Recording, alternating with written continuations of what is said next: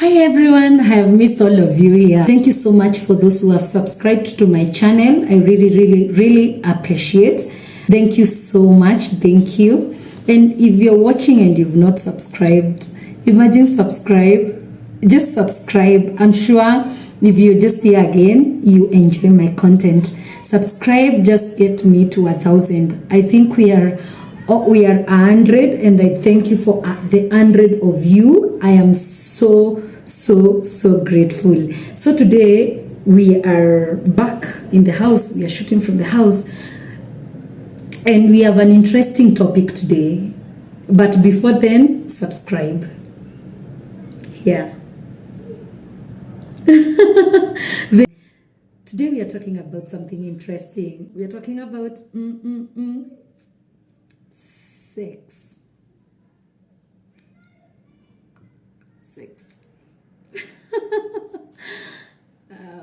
Why not talk about it?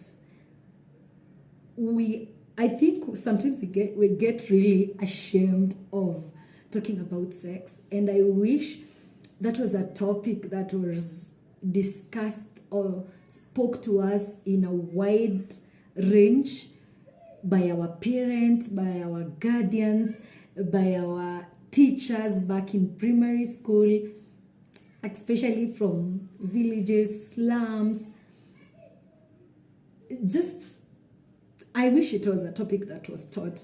And the other day I was just reading from internet, and people are asking, at what age should sex be taught to children or to kids? At what time, at what age should it be taught? And I was like, in our age, other than the reproductive system that we got to be taught while we were in class 6, I don't think teachers really got into details about it. And I think in our generation and in Gen Z generation, this is a topic that should really be taught. And this is something and should start from home. How we tell our kids, how do you call a vagina in the house? How you call a penis in the house? Like for the kids, tell them that the person should not touch you. The people just start telling them as young as when they are kids, because especially in this generation, you get very young children, very young kids just coming back to their house, and they're telling you the games that were playing, what people did to them. And I think it's just so good to educate them without hiding anything from them, because even when we hide, these kids will know it. I wish to us it was told, just the people in our lives were really open to telling us what the power that we hold by being the people who consent. You as a man, you as a woman, the power that you hold into sexuality, into your sexuality. And now we need to talk about it as adults. And now that most of us are sex active, we need to talk it without fear. It's something that is happening every day, but it seems like something that is so hidden, and it's happening every day, especially to kids, to adults. And it's so funny thinking that the first sex you had, for most people, it was a shitty type of sex. Most of the people who don't talk about the first day they had sex in their lives, most people don't talk about it because most of the times it is through rape. They did not consent. They were forced to it, and so many people don't speak about it. And the moment they were forced to it or they were raped, they thought it is okay to just give it without consent. So they don't know what to consent and how They don't know what consent is in sex, and they don't know that they need to consent people or partners to have sex with them. Now we get to the main point. How was your first sex like? Was it healthy sex? If it was, good for you. We love it that way. Were you taught sex by your partner?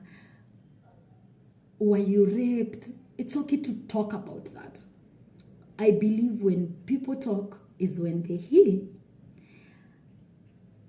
Especially in the village, especially in time for COVID, in the deep villages, when you go there, or most of you would know, most of the kids got pregnant because they did not have food. Tell me, they did not have pads. Tell me somebody who had the first sex and they got pregnant and they got sick. They are young, they are maybe class 6, class 7, class 8. They had sex not because they were raped. They were forced to it because they wanted money for pads, money for food. That happens, especially in those marginalized places. That happens, and I wish we can be given platforms for men and women to pour themselves out, because even men are suffering this while they are quiet, and we think that they are not. We think that they don't suffer rape, they don't suffer abuse. It really happens to them, but they don't talk. We just taught our children, boys, that you should not talk because you're a man. You should be strong. You should not cry. You should not express yourself.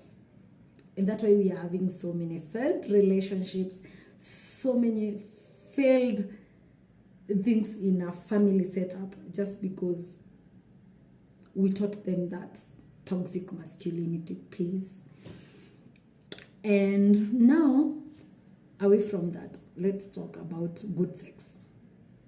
What was your first healthy sex like?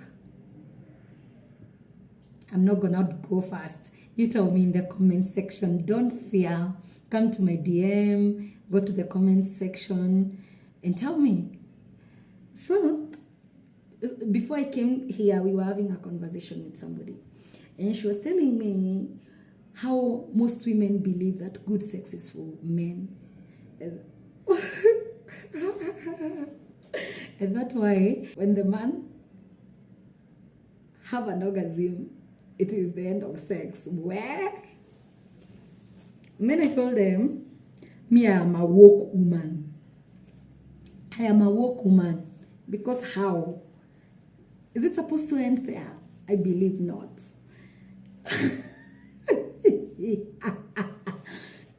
Is sex supposed to end when a man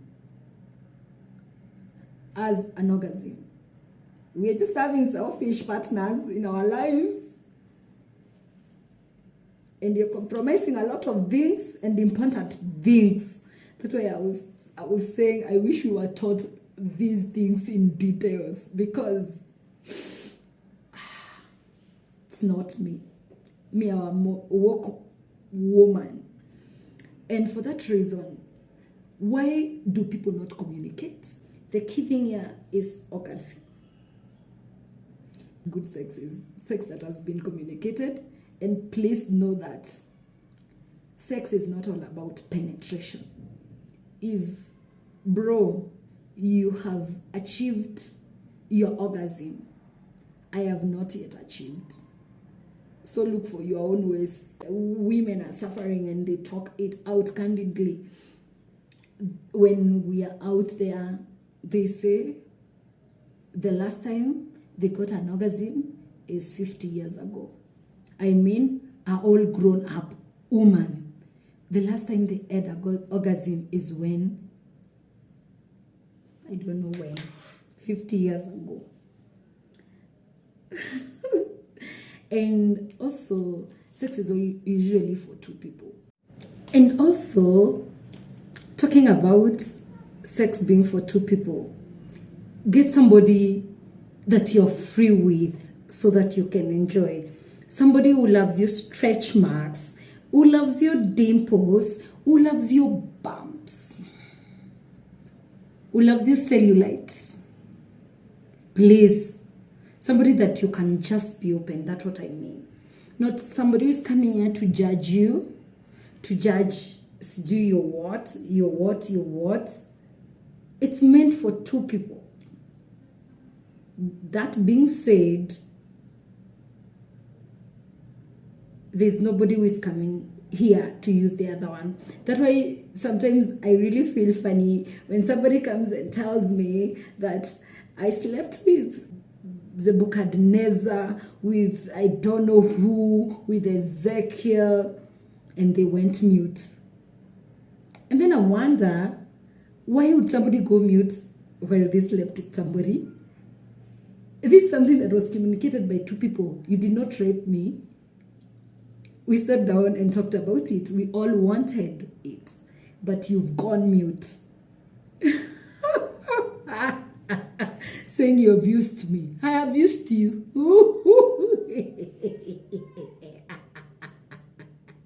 Because you brought orgasm in my house. You brought good vibes to me. And now you're going mute. Some people just have traumas.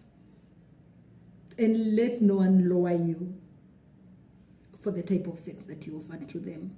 It is always a learning process. You have so much power. So, that I always tell people, believe in yourself. When you believe in yourself, even all these things, you just know the power that you hold. To your husband, to your partner, to whoever you are doing this with. Okay? Thank you for listening to me. I'm so happy speaking this. This is just purely from my mind. What I have heard people talk, and the hard truth that people don't want to speak in an open place. And I was like, why not? It is my platform. It is a YouTube channel that belongs to me. So I'm going to speak about it. Thank you so much for watching. Consider subscribing. And I will be so happy if you did that to me.